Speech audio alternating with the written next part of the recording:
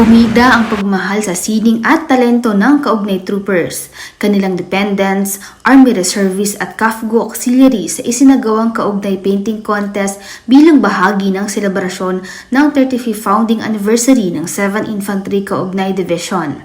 Ang kanilang bawat obra ay may kwento ng katapangan at dedikasyon ng mga bayaning sundalo.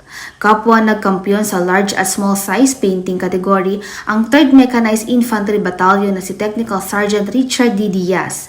Sa large size painting, nasungkit ni Sergeant Jimar M. Lucanyas ng Fort Magsaysay Army Station Hospital ang first runner-up at nakuha ni 2nd Lieutenant Maria Georgina Alexandria Nicole T. Serot ng 84th Infantry Battalion ang second runner-up. Sa small size category naman, first runner-up si PFC James U. Manlico ng 1st Regional Community Defense Group habang second runner-up namang muli ang 84th Infantry Battalion na si Miss Charmaine Salvalion Santa Ana.